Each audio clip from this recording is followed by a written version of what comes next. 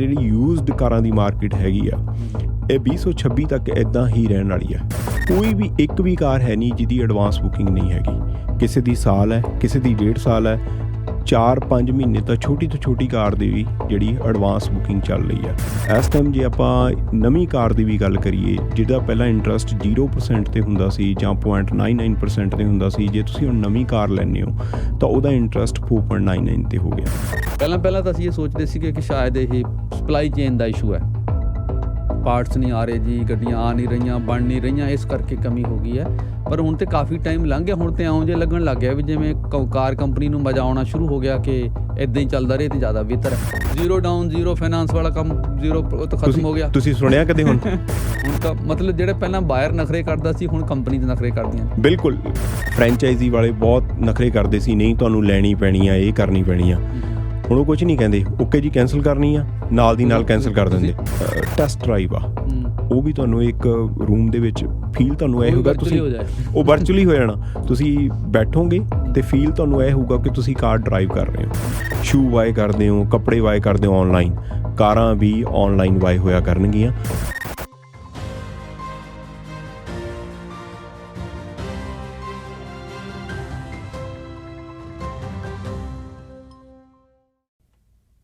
ਜਦੋਂ ਅਸੀਂ ਕੋਵਿਡ ਦੀ ਗੱਲ ਕਰਦੇ ਹਾਂ ਤੇ ਇਹ ਤਾਂ ਸਾਨੂੰ ਪਤਾ ਕਿ ਕੋਵਿਡ ਫਾਰਮਾਸਿਊਟੀਕਲ ਕੰਪਨੀਜ਼ ਨੂੰ ਰਾਸ ਆਇਆ, ਪੋਲੀਟੀਸ਼ੀਅਨ ਨੂੰ ਰਾਸ ਆਇਆ, ਜਿਹੜੀਆਂ ਔਨਲਾਈਨ ਵਾਲੇ ਜਿਹੜੀਆਂ ਈ-ਕਾਮਰਸ ਵਾਲੀਆਂ ਕੰਪਨੀਜ਼ ਨੇ ਉਹਨਾਂ ਨੂੰ ਰਾਸ ਆਇਆ। ਅਤੇ ਇਹ ਸ਼ਾਇਦ ਆਮ ਸਮਝ ਦਾ ਹਿੱਸਾ ਨਹੀਂ ਬਣਦਾ ਕਿ ਅਸਲ ਦੇ ਵਿੱਚ ਕੁਝ ਹੱਦ ਤੱਕ ਕਾਰ ਇੰਡਸਟਰੀ ਨੂੰ ਵੀ ਰਾਸ ਆਇਆ।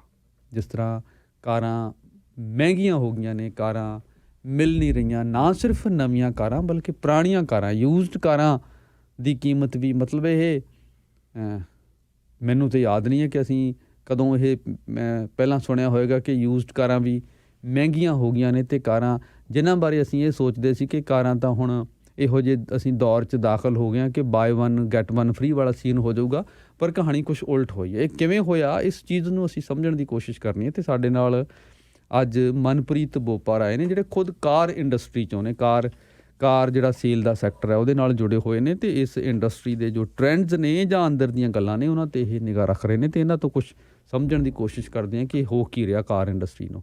ਮਨਪ੍ਰੀਤ ਜੀ, ਕੀ ਹਾਲ ਚਾਲ ਨੇ ਤੁਹਾਡੇ?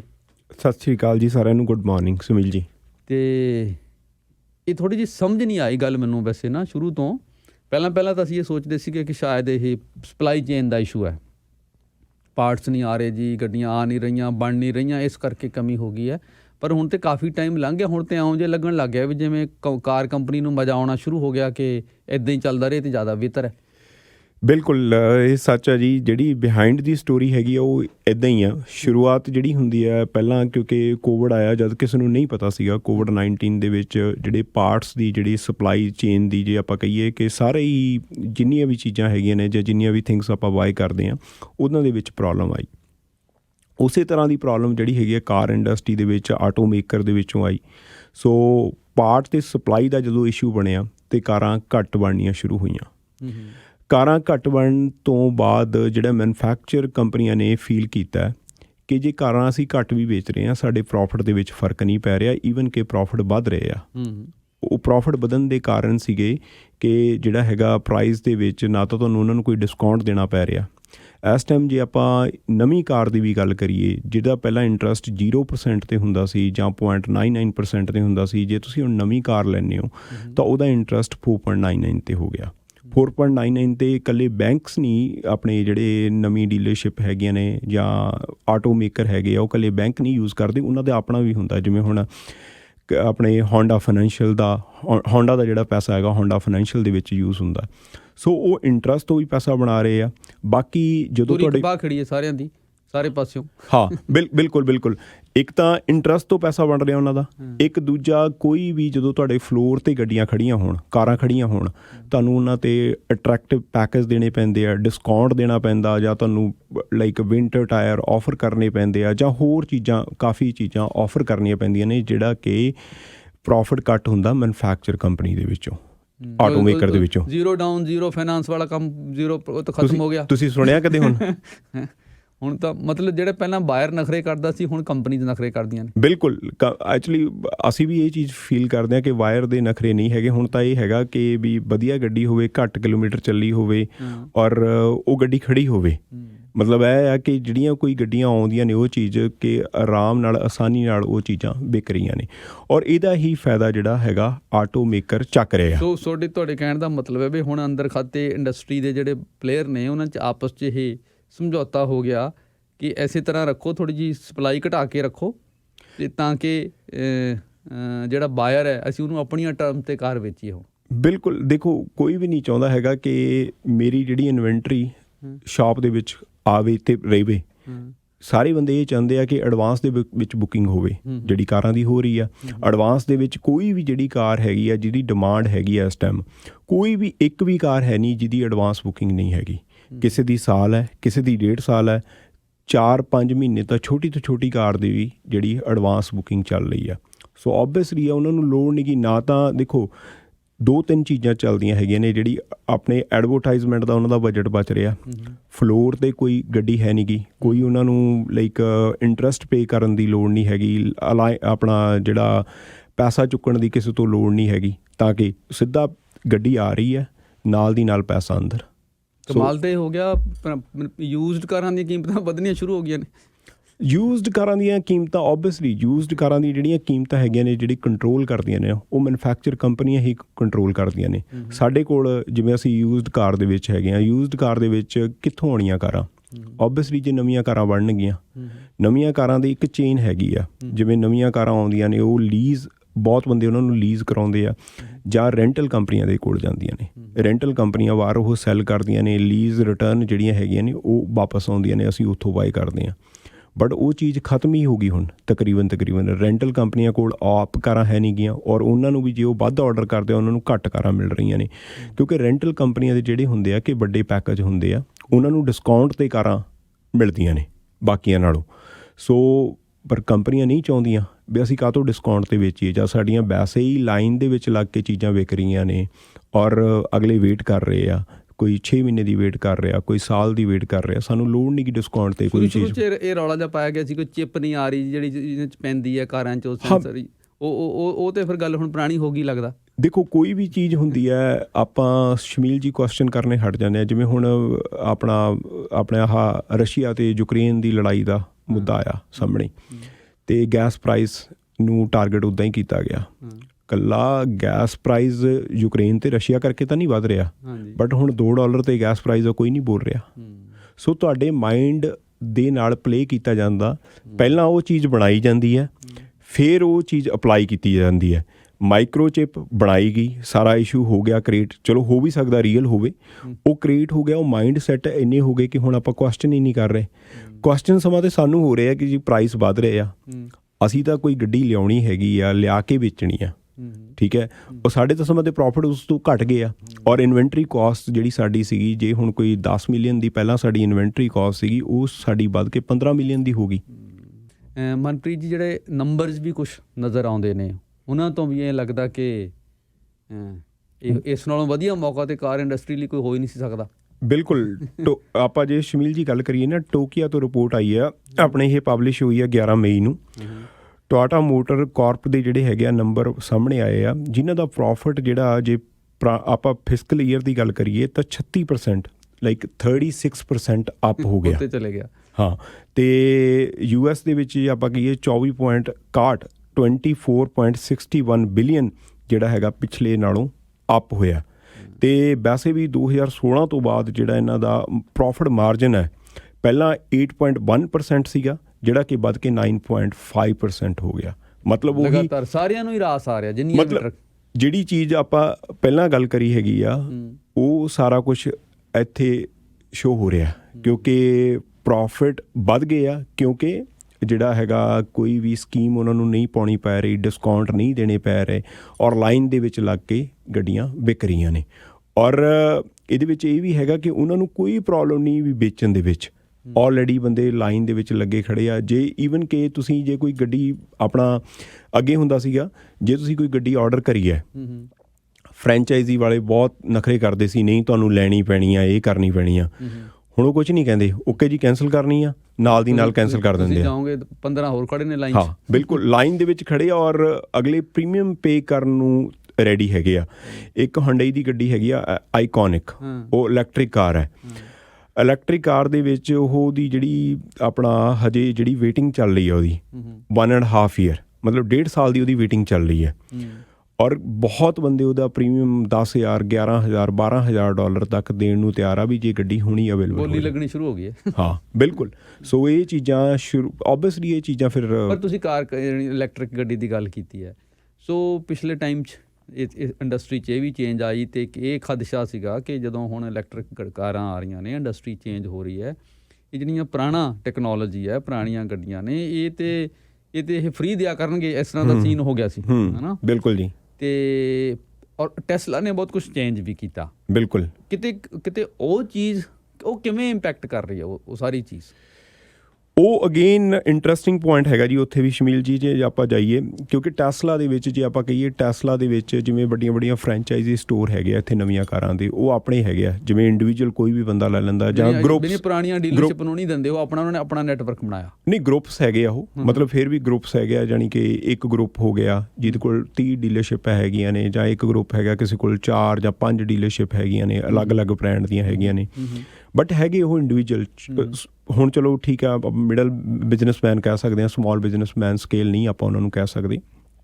ਬਟ ਟੈਸਲਾ ਨੇ ਕੀ ਕੀਤਾ, ਟੈਸਲਾ ਨੇ ਆ ਕੇ ਥੋੜ੍ਹਾ ਡਿਫਰੈਂਟ ਕੀਤਾ।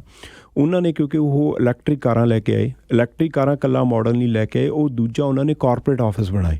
ਉਹਨਾਂ ਨੇ ਕਿਸੇ ਨੂੰ ਵੀ ਫਰੈਂਚਾਈਜ਼ੀ ਸਟੋਰ ਨਹੀਂ ਦਿੱਤਾ, ਕਿਉਂਕਿ ਨਵੀਆਂ ਕਾਰਾਂ ਨੇ ਟੈਸਲਾ ਦੀਆਂ, ਤੁਸੀਂ ਔਨਲਾਈਨ ਆਰਡਰ ਕਰੋ ਅਤੇ ਕਾਰ ਤੁਹਾਨੂੰ ਮਿਲ ਜਾਏਗੀ। ਸਿਰਫ ਡਿਲੀਵਰੀ ਸਟੇਸ਼ਨ ਨੇ ਜਾਂ ਚਾਰਜਿੰਗ ਸਟੇਸ਼ਨ ਉੱਥੇ ਉਹਨਾਂ ਨੇ ਲਾਏ ਹੋਏ ਆ, ਜਾਂ ਉਹਨਾਂ ਦੀ ਜਿਹੜੀ ਕਾਰਪੋਰੇਟ ਦੀ ਆਪਦੀ ਟੀਮ ਹੈਗੀ ਆ ਟੈਸਲਾ ਦੀ, ਉਹ ਤੁਹਾਨੂੰ ਉੱਥੇ ਸਰਵਿਸ ਦਿੰਦੀ ਆ। ਉਹਦੇ ਨਾਲ ਕੀ ਚੇਂਜ ਹੋਇਆ ਕਿ ਜਿਹੜਾ ਹੁਣ ਜਿਹੜੇ ਫਰੈਂਚਾਈਜ਼ੀ ਦੇ ਪ੍ਰੋਫਿਟ ਹੈਗੇ ਨੇ 15 to 20% ਜਾਂ ਲਾ ਲਓ ਆਪਾਂ 10 ਤੋਂ 15% ਜਿਹੜੇ ਪ੍ਰੋਫਿਟ ਹੈਗੇ ਨੇ, ਉਹ ਘੱਟ ਹੋ ਗਏ। ਸੈਲਰੀ ਉਨੀ ਦੇਣੀ ਨਹੀਂ ਪੈਂਦੀ, ਖਰਚੇ ਉਨੇ ਹੈ ਨਹੀਂ ਗੇ। ਸੋ ਨਵੀਂ ਕਾਰ ਹੁੰਦੀ ਆ, ਨਵੀਂ ਕਾਰ ਦੇ ਵਿੱਚ ਤੁਸੀਂ ਇੰਨਾ ਕੁਛ ਨਹੀਂ ਦੇਖਣਾ ਹੁੰਦਾ ਵੀ ਲਾਈਕ ਓਬਵੀਅਸਲੀ ਕੋਈ ਸਕਰੈਚ ਨਹੀਂ ਗਾ। ਨਵੀਂ car already like bumper to bumper warranty ਦੇ ਵਿੱਚ ਆਉਂਦੀ ਆ। ਉਹ ਵੀ ਜ਼ਿਆਦਾ ਕੰਮ ਆਨਲਾਈਨ ਹੀ ਹੋ ਜਾਂਦਾ। ਨੋ ਸਾਰਾ ਹੀ ਚੀਜ਼ ਉਹ ਆਨਲਾਈਨ ਆ, ਤੁਸੀਂ ਆਨਲਾਈਨ ਕਰ ਲਓ। ਜੇ ਤੁਹਾਨੂੰ ਕੋਈ ਹੈਲਪ ਦੀ ਲੋੜ ਹੈਗੀ ਆ, ਤੁਸੀਂ ਉਹਨਾਂ ਨੂੰ ਵਿਜ਼ਿਟ ਕਰ ਲਓ। ਸੋ ਇਹੀ ਚੀਜ਼ ਜਿਹੜੀ ਹੈਗੀ ਆ ਅਡੋਪਟ, ਜਿਹੜੀ ਹੌਲੀ ਹੌਲੀ ਹੈਗੀ ਆ, ਆਪਣਾ ਨਵੀਆਂ ਮੈਨੂਫੈਕਚਰ ਕੰਪਨੀਆਂ ਵੀ ਇਹ ਚੀਜ਼ ਵੱਲ ਨੂੰ ਵੱਧ ਰਹੀਆਂ ਨੇ। ਜਦ ਇਹ ਚੀਜ਼ ਟੈਸਲਾ ਕਰ ਸਕਦੀ ਆ ਤਾਂ ਫੋਰਡ ਕਿਉਂ ਨਹੀਂ ਕਰ ਸਕਦੀ? ਜਦ ਇਹੀ ਚੀਜ਼ ਟੈਸਲਾ ਕਰ ਸਕਦੀ ਆ ਤਾਂ ਹੋਂਡਾ ਕਿਉਂ ਨਹੀਂ ਕਰ ਸਕਦੀ? ਓਬਵੀਅਸਲੀ ਇਹ ਚੀਜ਼ ਜਿਹੜੀ ਆਪਾਂ ਕਹੀਏ ਕਿ ਇਲੈਕਟ੍ਰਿਕ ਕਾਰਾਂ ਦੇ ਆਉਣ ਨਾਲ ਪਹਿਲਾ ਜਿਹੜਾ ਹੱਲਾ ਹੈਗਾ ਇਹ ਗੈਸ ਸਟੇਸ਼ਨ 'ਤੇ, ਦੂਜਾ ਹੱਲਾ ਜਿਹੜਾ ਹੈਗਾ ਇਹ ਫਰੈਂਚਾਈਜ਼ੀ ਸਟੋਰ ਜਿਹੜੇ ਹੈਗੇ ਆ ਉਹਨਾਂ 'ਤੇ ਜਾਊਗਾ। ਉਹਨਾਂ ਨੂੰ ਕੱਟ ਕਰਕੇ ਸਿੱਧੀਆਂ ਜਿਹੜੀਆਂ ਕੰਪਨੀਆਂ ਹੈਗੀਆਂ, ਵੱਡੀਆਂ ਮੈਨੂਫੈਕਚਰ ਕੰਪਨੀਆਂ ਹੈਗੀਆਂ, ਸਿੱਧੀਆਂ ਗੱਡੀਆਂ ਸੇਲ ਕਰਨਗੀਆਂ। ਕਿਉਂਕਿ ਨਵੀਂ ਗੱਡੀ ਦੇ ਵਿੱਚ ਇੰਨਾ ਕੋਈ ਚੀਜ਼ ਹੈ ਨਹੀਂ, ਕਿਉਂਕਿ ਅੱਜ ਕੱਲ੍ਹ ਆਪਾਂ ਸਾਰੇ ਹੀ ਇੰਟਰਨੈਟ ਫਰੈਂਡਲੀ ਹੈਗੇ ਆ, ਕੰਪਿਊਟਰ ਫਰੈਂਡਲੀ ਹੈਗੇ ਆ। ਤੁਸੀਂ ਕੰਪਿਊਟਰ 'ਤੇ ਜਾ ਕੇ ਪਾਓ ਜਿਹੜੇ ਵੀ ਤੁਹਾਨੂੰ ਫੀਚਰ ਚਾਹੀਦੇ ਆ, ਕਿਸ ਤਰ੍ਹਾਂ ਦੀ ਗੱਡੀ ਚਾਹੀਦੀ ਆ, ਜੇ ਤੁਸੀਂ ਬਿਲਟ ਵੀ ਕਰਨੀ ਹੈਗੀ, ਕਸਟਮ ਬਿਲਟ ਵੀ ਕੋਈ ਚੀਜ਼ਾਂ ਕਰਵਾਉਣੀਆਂ ਹੈਗੀਆਂ ਨੇ, ਉਹ ਸਾਰੀਆਂ ਚੀਜ਼ਾਂ ਅਵੇਲੇਬਲ ਹੈਗੀਆਂ ਨੇ। ਬਾਕੀ ਆਉਣ ਵਾਲਾ ਹੁਣ ਜਿਵੇਂ ਲਾਈਕ ਯੁੱਗ ਆ ਰਿਹਾ, ਵਰਚੁਅਲ ਸਿਚੁਏਸ਼ਨ ਦਾ ਯੁੱਗ ਆ ਰਿਹਾ, ਵਰਚੁਅਲ ਥਿੰਗਸ ਹੋਣੀਆਂ ਸ਼ੁਰੂ ਹੋਈਆਂ ਨੇ, ਮੈਟਾਵਰਸ ਵੱਲ ਨੂੰ ਆਪਾਂ ਵੱਧ ਰਹੇ ਹਾਂ। ਸੋ ਕੰਪਨੀਆਂ ਉਸ ਤਰ੍ਹਾਂ ਦਾ ਵੀ ਡਿਜ਼ਾਈਨ ਕਰ ਰਹੀਆਂ ਨੇ ਕਿ ਤੁਹਾਡੀ ਜਿਹੜਾ ਆਪਣਾ ਟੈਸਟ ਡਰਾਈਵ ਆ ਉਹ ਵੀ ਤੁਹਾਨੂੰ ਇੱਕ ਰੂਮ ਦੇ ਵਿੱਚ ਫੀਲ ਤੁਹਾਨੂੰ ਇਹ ਹੋਊਗਾ, ਤੁਸੀਂ ਉਹ ਵਰਚੁਅਲੀ ਹੋ ਜਾਣਾ, ਤੁਸੀਂ ਬੈਠੋਗੇ ਅਤੇ ਫੀਲ ਤੁਹਾਨੂੰ ਇਹ ਹੋਊਗਾ ਕਿ ਤੁਸੀਂ ਕਾਰ ਡਰਾਈਵ ਕਰ ਰਹੇ ਹੋ। ਜਾਂ ਵੱਧ ਤੋਂ ਵੱਧ ਇਹ ਵੀ ਇਹ ਤਾਂ ਚਲੋ ਆਮ ਹੋ ਰਿਹਾ ਅੱਜ ਕੱਲ੍ਹ, ਤੁਹਾਨੂੰ ਟੈਸਟ ਡਰਾਈਵ ਅਰੇਂਜ ਕਰ ਦੂਗਾ, ਤੁਹਾਡੇ ਘਰ 'ਤੇ ਹੀ ਅਰੇਂਜ ਕਰ ਦੂ, ਉਹ ਫਿਰ ਵੀ ਇਹਨਾਂ ਨੂੰ ਬੈਨੀਫਿਟ ਚੀਜ਼ਾਂ ਪੈ ਰਹੀਆਂ ਨੇ। ਮਤਲਬ ਕਿ ਇਹ ਹੋ ਰਿਹਾ ਕਿ ਓਵਰਆਲ ਜਿਹੜਾ ਮੈਨੂਫੈਕਚਰ ਕੰਪਨੀਆਂ ਨੇ ਉਹਨਾਂ ਦਾ ਪ੍ਰੋਫਿਟ ਕਿਵੇਂ ਵਧੇ। ਅਤੇ ਇੱਕ ਕੋਵਿਡ-19 ਦੇ ਵਿੱਚ ਜਾਂ ਕੋਈ ਵੀ ਵੱਡੀ ਚੀਜ਼ ਆਉਂਦੀ ਆ ਸ਼ਮੀਲ ਜੀ, ਆਪਾਂ ਨੋਟ ਕਰਦੇ ਹਾਂ ਅਤੇ ਵੱਡੀਆਂ ਵੱਡੀਆਂ ਜਿਹੜੀਆਂ ਕੰਪਨੀਆਂ ਹੈਗੀਆਂ ਉਹਨਾਂ ਲਈ ਮੌਕਾ ਹੁੰਦਾ ਵੀ ਉਹ ਚੀਜ਼ਾਂ ਨੂੰ ਅਪਲਾਈ ਕਰ ਦੇਣਾ। ਸੋ ਇੱਕ ਤਾਂ ਜਿਹੜੀ ਆਹ ਆਪਾਂ ਪ੍ਰਾਈਸ ਸੂਟ ਦੀ ਗੱਲ ਕਰਦੇ ਹਾਂ, ਇਹ ਪ੍ਰਾਈਸ ਜੇ ਇਨਵੈਂਟਰੀ ਘੱਟ ਹੋਊਗੀ ਤਾਂ ਉਹਨਾਂ ਦਾ ਪ੍ਰਾਈਸ ਜਿਹੜਾ ਆਪ ਹੀ ਰਹੂਗਾ। ਗੈਂਗ ਅਪ ਕੀਤਾ ਨਾ ਮਿਲ ਕੇ, ਸਾਰਿਆਂ ਨੂੰ ਰਾਸ ਆ ਗਿਆ।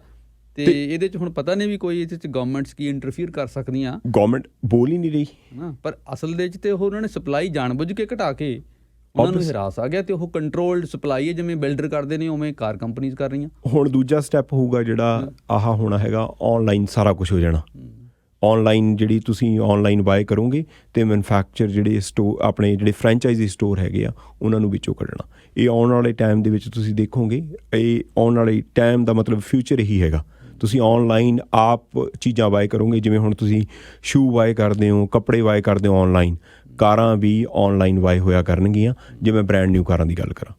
ਹੋ ਸਕਦਾ ਖੈਰ ਵੈਸੇ ਜਿਹੜਾ ਬਿਜ਼ਨਸ ਦਾ ਲੌਜਿਕ ਹੁੰਦਾ ਉਹਨਾਂ ਦਾ ਆਪਸੀ ਕੰਪੀਟੀਸ਼ਨ ਫਿਰ ਉਧਰ ਨੂੰ ਲਿਜਾਏਗਾ ਕੁਛ ਦੇਰ ਬਾਅਦ, ਜਦੋਂ ਮੇਰੇ ਖਿਆਲ ਹੈ ਜਿਹੜੀਆਂ ਇਲੈਕਟ੍ਰਿਕ ਕਾਰਾਂ ਦੀ ਪ੍ਰੋਡਕਸ਼ਨ ਬਹੁਤ ਵੱਧ ਗਈ। ਹਾਂ, ਐਕਚੁਅਲੀ ਕੀ ਆ, ਹੁਣ ਜਿਹੜੇ ਪੁਰਾਣੇ ਪਲੇਅਰ ਆ, ਹੁਣ ਜਿਹੜੇ ਇਸ ਟਾਈਮ ਖੇਡ ਰਹੇ ਆ, ਜੇ ਆਪਾਂ ਕਹੀਏ ਤਾਂ ਉਹ ਪੁਰਾਣੇ ਪਲੇਅਰ ਆ। ਹੁਣ ਇਲੈਕਟ੍ਰਿਕ ਕਾਰਾਂ ਦੇ ਨਾਲ ਕਾਫੀ ਨਵੇਂ ਪਲੇਅਰ ਵੀ ਆ ਰਹੇ ਆ ਮਾਰਕੀਟ ਦੇ ਵਿੱਚ, ਕਿਉਂਕਿ ਪੁਰਾਣੇ ਜਿਹੜੇ ਪਲੇਅਰ ਹੈਗੇ ਉਹਨਾਂ ਦੀ ਤਾਂ ਆਲਰੇਡੀ ਮੈਨੂਫੈਕਚਰ ਕੰਪਨੀ ਹੈਗੀ, ਉਹਨਾਂ ਦੀ ਆਲਰੇਡੀ ਮਾਰਕੀਟ ਹੈਗੀ ਆ। ਜਦ ਨਵਾਂ ਕੋਈ ਚੀਜ਼ ਆਏਗੀ, ਨਵੀਆਂ ਕੰਪਨੀਆਂ ਲਾਂਚ ਹੋਣਗੀਆਂ, ਤਾਂ ਓਬਵੀਅਸਲੀ ਉਹਨਾਂ ਨੂੰ ਕੁਛ ਨਵਾਂ ਲੈ ਕੇ ਆਉਣਾ ਪਏਗਾ। ਜਦ ਇਹਨਾਂ ਨੂੰ ਕੰਪੀਟੀਸ਼ਨ ਲੱਗੇਗਾ ਸ਼ਾਇਦ ਇਹ ਚੀਜ਼ ਹੋਏਗੀ। ਬਟ ਜੇ ਮੈਂ ਇੱਕ ਕਸ਼ਮੀਰ ਜੀ ਹੋਰ ਗੱਲ ਕਰਾਂ ਕਿ ਕੈਨੇਡੀਅਨ ਬਲੈਕ ਬੁੱਕ CBB ਦੀ ਰਿਪੋਰਟ ਆਈ ਹੈਗੀ ਆ, ਉਹਨਾਂ ਨੇ ਕਿਹਾ ਹੈਗਾ ਕਿ ਜਿਹੜੀ ਯੂਜ਼ਡ ਕਾਰਾਂ ਦੀ ਮਾਰਕੀਟ ਹੈਗੀ ਆ ਇਹ 2026 ਤੱਕ ਇੱਦਾਂ ਹੀ ਰਹਿਣ ਵਾਲੀ ਹੈ। ਕਿਉਂਕਿ ਆਹ ਜਿਹੜੀ ਚੀਜ਼ ਹੋ ਰਹੀ ਹੈ, ਇਨਵੈਂਟਰੀ ਦਾ ਇਸ਼ੂ, ਇਹ ਰਹਿਣਾ ਹੀ ਰਹਿਣਾ। ਜੇ ਹੁਣ ਇੱਦਾਂ ਮਿਲ ਕੇ ਕੰਪਨੀਆਂ ਚੱਲਣ ਲੱਗ ਗਈਆਂ, ਓਬਵੀਅਸਲੀ ਉਹਨਾਂ ਨੂੰ ਦੇਖੋ ਪ੍ਰੋਫਿਟ ਆ, ਉਹ ਚਾਹੇ 100 ਗੱਡੀਆਂ ਵੇਚ ਕੇ ਕਮਾ ਰਹੇ ਆ, ਚਾਹੇ 50 'ਚ, ਉਹਨਾਂ ਨੂੰ 50 ਵੇਚਣ ਦੇ ਵਿੱਚ ਫਾਇਦਾ ਹੋ ਰਿਹਾ, ਤਾਂ ਉਹ 100 ਕਿਉਂ ਬਣਾਉਣਗੇ। ਬਿਲਕੁਲ ਉਹਨਾਂ ਨੂੰ ਰਾਸ ਆ ਗਿਆ। ਤੁਸੀਂ ਤੁਹਾਡਾ ਆਪਣਾ ਜਿਹੜਾ ਤੁਸੀਂ ਯੂਜ਼ਡ ਕਾਰ ਸੇਲ 'ਚੋਂ, ਹਾਂਜੀ, ਹੁਣ ਜਿਹੜੇ ਇੱਕ ਪ੍ਰੋਬਲਮ ਵੀ ਹੈ ਇਹਦੇ 'ਚ, ਪ੍ਰੋਬਲਮ ਹੀ ਹੈ ਜਿਹੜੇ ਲੋਕ ਨਵੇਂ ਆਏ ਨੇ, ਜਿਹੜਾ ਕੋਈ ਜੋਬ ਲੱਭ ਰਿਹਾ, ਜਿਨ੍ਹਾਂ ਨੂੰ ਆਪਣੇ ਕੰਮ ਲਈ ਜਾਂ ਹੋਰ ਜ਼ਰੂਰਤ ਲਈ ਕਾਰ ਦੀ ਬਹੁਤ ਜ਼ਿਆਦਾ ਜ਼ਰੂਰਤ ਹੈ, ਹਾਂਜੀ, ਉਹਨਾਂ ਨੂੰ ਹੁਣ ਕਾਰ ਮਿਲ ਨਹੀਂ ਰਹੀ, ਹਾਂਜੀ, ਬੜਾ ਉਹਨਾਂ ਲਈ ਮੁਸੀਬਤ ਖੜੀ ਹੋਈ ਹੈ।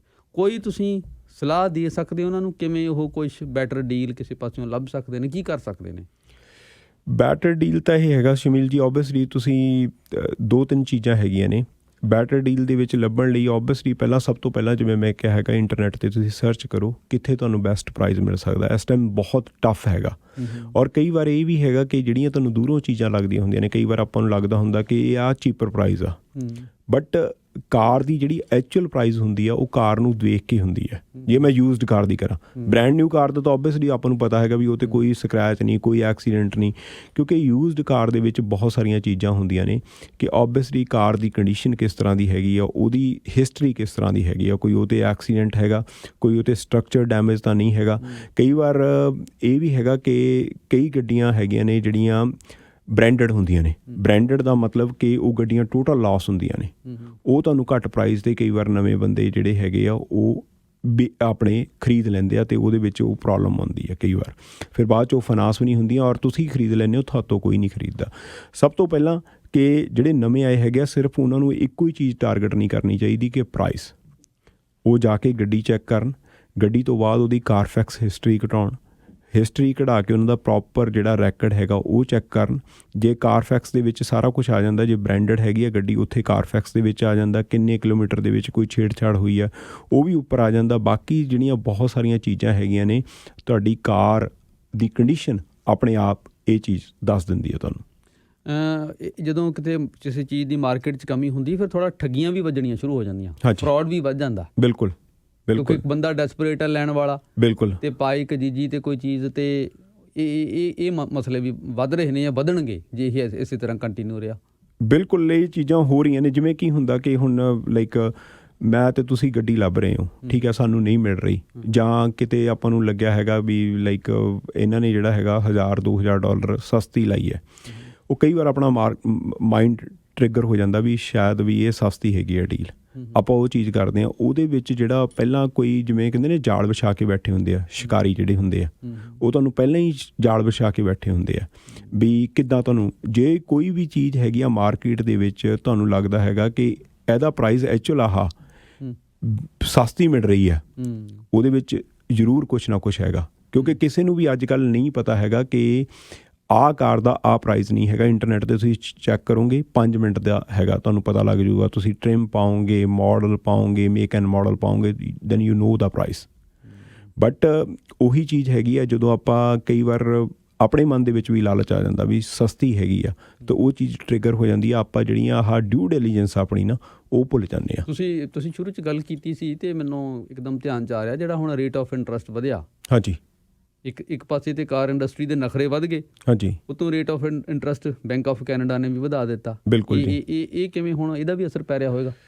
ਓਬਵੀਅਸਲੀ ਸਰ ਇੰਟਰਸਟ ਕਈ ਬੰਦਿਆਂ ਨੂੰ ਇਹ ਲੱਗਦਾ ਹੈਗਾ ਕਿ ਸਿਰਫ ਇਹ ਜਿਹੜਾ ਇੰਟਰਸਟ ਵਧਿਆ ਸ਼ਾਇਦ ਘਰਾਂ ਲਈ ਵਧਿਆ, ਜਦ ਕਿ ਸਾਰਾ ਵੀ ਕੋਈ ਵੀ ਤੁਹਾਡਾ ਲੋਨ ਦਾ ਕਿਤੇ ਵੀ ਕੰਮ ਹੈਗਾ, ਫਾਈਨਾਂਸ ਦੇ ਵਿੱਚ ਕਿਤੇ ਵੀ ਹੈਗਾ ਤਾਂ ਸਾਰੇ ਜਗ੍ਹਾ ਹੀ ਇਹ ਰੇਟ ਵੱਧ ਜਾਂਦੇ ਆ।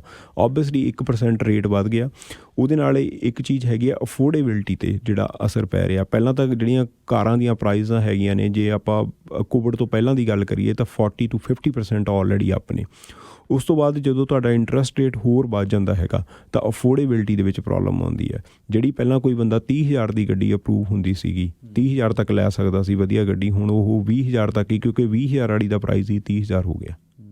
ਸੋ ਇਹ ਅਸਰ ਓਬਵੀਅਸਲੀ ਸੋ ਸਾਰੀ ਗੱਲ ਤੁਹਾਡੀ ਸੁਣ ਕੇ ਲੱਗਦਾ ਕਿ ਸਿਚੁਏਸ਼ਨ ਇਹੋ ਜਿਹੀ ਹੈ ਜਿਹਨੂੰ ਅਸੀਂ ਹੁਣ ਬਦਲ ਤੇ ਨਹੀਂ ਸਕਦੇ। ਬਿਲਕੁਲ ਇਹੀ ਹੈ ਕਿ ਇਹਦੇ ਮੁਤਾਬਕ ਹੁਣ ਕਿਵੇਂ ਟਾਈਮ ਕੱਢਣਾ, ਕੁਛ ਦੇਰ ਜਿਵੇਂ ਤੁਸੀਂ ਦੱਸਿਆ ਕੁਛ ਦੇਰ ਤਾਂ ਇਹ ਚੱਲੇਗਾ ਸਿਲਸਿਲਾ ਜੀ, ਕੁਛ ਦੇਰ ਨਹੀਂ ਜੀ। ਮੈਂ ਤੁਹਾਨੂੰ ਜਿਵੇਂ ਕਿਹਾ ਕੈਨੇਡੀਅਨ ਬਲੈਕ ਬੁੱਕ ਦੇ ਹਿਸਾਬ ਦੇ ਨਾਲ ਇਹ 2026 ਤੱਕ ਇਹ ਕਹਿ ਰਹੇ ਆ ਵੀ ਇਸੇ ਤਰ੍ਹਾਂ ਹੀ ਜਿਹੜਾ ਯੂਜ਼ਡ ਕਾਰ ਦੀ ਮਾਰਕੀਟ ਜਿਹੜੀ ਰਹੇਗੀ। ਕਿਉਂਕਿ ਇਹਦੇ ਦੇਖੋ ਇਹ ਕਾਰ ਇਹ ਨਹੀਂ ਹੈਗੀ ਕਿ ਲਾਈਕ ਆਪਾਂ ਟੌਫੀ ਨਹੀਂ ਬਣਾ ਰਹੇ ਕਿ ਜਿਹੜੀਆਂ ਮੈਨੂਫੈਕਚਰ ਦੇ ਵਿੱਚ ਜੇ ਉਹ ਚੀਜ਼ ਇਸੇ ਤਰ੍ਹਾਂ ਧੀਮੀ ਗਤੀ ਰਹੂਗੀ, ਕਿਉਂਕਿ ਕਾਰ ਬਣਨ ਨੂੰ ਟਾਈਮ ਲੱਗਦਾ। ਇੱਕ ਕਾਰ ਬਣਾਉਣ ਲਈ ਅਲੱਗ-ਅਲੱਗ ਲਾਈਕ ਤਰ੍ਹਾਂ ਦੇ ਬੈਂਡਰ ਹੁੰਦੇ ਆ, 40 ਤੋਂ 50 ਬੈਂਡਰ ਮਿਲ ਕੇ ਜਿਹੜੇ ਪਾਰਟ ਸਪਲਾਈ ਕਰਦੇ ਆ। ਜੇ ਉਹਨਾਂ ਦੀ ਲਾਈਕ ਤੁਸੀਂ ਆਏ ਨਹੀਂ ਕਰ ਸਕਦੇ ਵੀ ਅੱਜ ਜੇ ਕਹਿ ਦਈਏ ਤਾਂ ਨਾਲ ਦੀ ਨਾਲ ਇਹ ਮੈਨੂਫੈਕਚਰ ਹੋ ਜਾਣਗੇ। ਸੋ ਇਹਨੂੰ ਟਾਈਮ ਲੱਗੇਗਾ। ਸੋ ਇਹ ਫੇਜ਼ ਹੈ ਜਿਹੜਾ ਇਸ ਫੇਜ਼ ਚੋਂ ਹੁਣ ਇਸੇ ਤਰ੍ਹਾਂ ਥੋੜਾ ਜਿਹਾ ਦਬਕਟ ਨਿਕਲਣਾ ਪੈਣਾ। ਜੇ ਆਪਾਂ 2026 ਵੀ ਨਹੀਂ ਕਹਿੰਦੇ ਤਾਂ 2-3 ਸਾਲ ਤੱਕ ਕਿਤੇ ਨਹੀਂ ਗਏ। 2-3 ਸਾਲ ਤਾਂ ਇਹ ਕ੍ਰਾਈਸਿਸ ਰਹਿ ਸਕਦਾ। ਬਿਲਕੁਲ ਜੀ। ਸੋ ਬਹੁਤ-ਬਹੁਤ ਸ਼ੁਕਰੀਆ ਜੀ ਮਨਪ੍ਰੀਤ ਜੀ। ਬੜੀ ਮੈਂ ਦੇਖ ਰਿਹਾ ਸੀ ਮੇਰੇ ਕੋਲ ਬੜੇ ਮੈਸੇजेस ਆ ਰਹੇ ਨੇ, ਕਹਿੰਦੇ ਬੜੀ ਕੰਮ ਦੀ ਔਰ ਬੜੀ ਇੰਟਰਸਟਿੰਗ ਇਨਫੋਰਮੇਸ਼ਨ ਹੈ ਜਿਹੜੀ ਤੁਸੀਂ ਸ਼ੇਅਰ ਕੀਤੀ ਹੈ। Thank you. So Manpreet Boparai ਇਹ ਜਿਹੜੇ ਕਾਰ ਸੇਲ ਇੰਡਸਟਰੀ ਨਾਲ ਜੁੜੇ ਹੋਏ ਨੇ, ਬਾਈਜੀ ਆਟੋ ਇਹਨਾਂ ਦਾ ਆਪਣਾ ਬਿਜ਼ਨਸ ਹੈ ਅਤੇ ਇਸ ਇੰਡਸਟਰੀ ਦਾ ਪਿਛਲੇ ਕਈ ਸਾਲਾਂ ਦਾ ਇਹਨਾਂ ਦਾ ਤਜਰਬਾ ਹੈ ਅਤੇ ਉਸ ਤਜਰਬੇ 'ਚੋਂ ਜੋ ਇਹ ਦੇਖ ਰਹੇ ਨੇ ਅੰਦਰ, ਉਹ ਇਨਫੋਰਮੇਸ਼ਨ ਇਹਨਾਂ ਨੇ ਸਾਡੇ ਨਾਲ ਸ਼ੇਅਰ ਕੀਤੀ। ਬਹੁਤ ਚੰਗਾ ਲੱਗਿਆ ਤੁਸੀਂ ਸਟੂਡੀਓ 'ਚ ਆਏ ਅਤੇ thank you so much Sunil ਜੀ ਟਾਈਮ ਦੇਣ ਲਈ। ਬਹੁਤ ਸ਼ੁਕਰੀਆ।